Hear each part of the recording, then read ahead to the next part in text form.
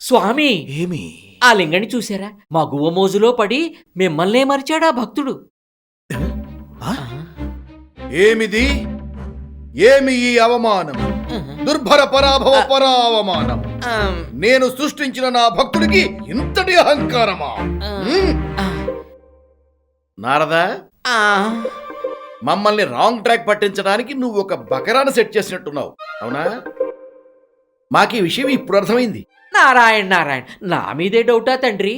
మీరంతగా feel అవుతున్నారు కాబట్టి బకరాన్ని set చేస్తావా? ఇంకో ట్రైల్ వేస్తాను. ఇది బాగుంది, కానీ ఎవడున్నాడబ్బా? తాజ్ మహల్ కి కేర్ ఆఫ్ అడ్రస్ ఆగ్రా, బిర్యానీకి కేర్ ఆఫ్ అడ్రస్ హైదరాబాద్. అదృష్టానికి కేర్ ఆఫ్ అడ్రస్ చాలా మంది ఉన్నారు, కానీ దురదృష్టానికి కేర్ ఆఫ్ అడ్రస్ మాత్రం ఈ సీనుగాడు ఒక్కడే. వీడు కడుపులో పడగానే తండ్రి పోయాడు, భూమి మీద పడగానే తల్లి పోయింది. అక్షరాలు నేర్పిన గురువుకు నోరు, చేతి పని నేర్పిన బాస్కి చెయ్యి పడిపోయాయి. ఇప్పుడు వీడి జేబులో సింగిల్ పైసా లేదు, చేద్దామంటే చేతిలో పని లేదు, రెంట కట్టడానికి డబ్బు లేదు. ఇప్పుడు వీడి దగ్గర ఉన్నది కళ్ళల్లో నిరాశ, కడుపులో ఆకలి.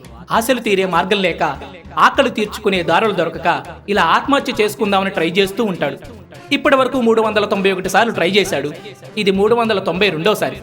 చూద్దాం ఇప్పుడు వీడి అదృష్టం ఎలా ఉందో. ఇప్పుడేనా అర్థమైందా? దురదృష్టానికి కేర్ ఆఫ్ అడ్రస్ వీడే అని ఎందుకన్నాను? ఆఖరికి చచ్చే అదృష్టం కూడా లేని ఈ దురదృష్టవంతుడు ఎలా బతుకుతాడో.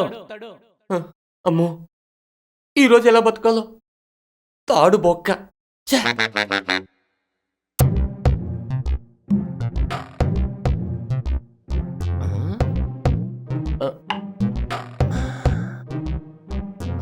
అమ్మయ్య, లేడు.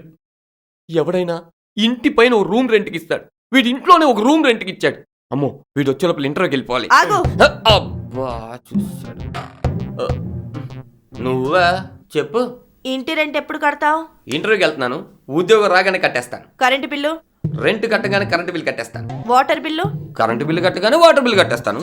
మరి ముద్దు? అదే, వాటర్ బిల్ కట్టిన తర్వాత ముద్ద. ముద్ద తిని 3 రోజులు అవుతుంది, ముద్దు పెట్టి ఓపిక లేదు. అంటే నువ్వు టిఫిన్ చేయలేదా?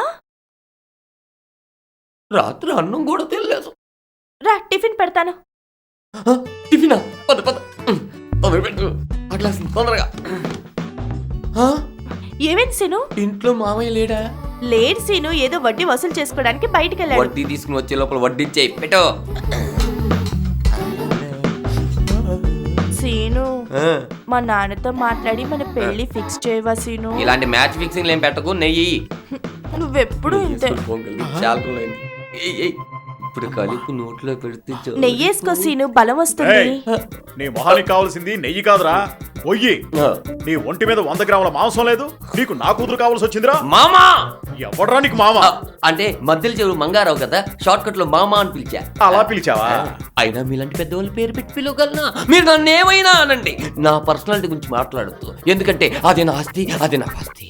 తొక్కేం కాదు, నువ్వేమన్నా సరే నా కూతురు నీకు ఇచ్చి పెళ్లి చేయను. ఒకవేళ మీ కూతురిని నాకు ఇచ్చి పెళ్లి చేయాలి అంటే నేనేం చేయాలి చెప్పండి.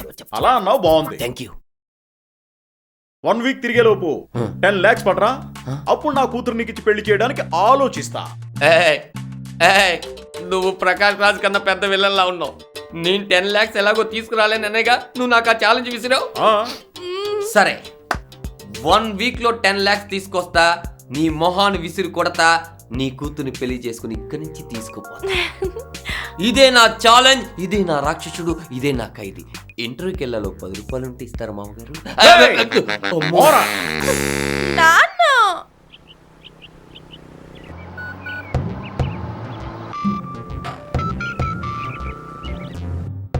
అమ్మో, పొద్దున్న ఎవడో మిస్డ్ కాల్.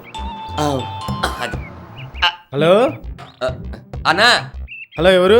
నేనన్నా సీనిగాడిని. పెద్దమ్మ తల్లి, పొద్దున్నే మంచి బోని తేలింది.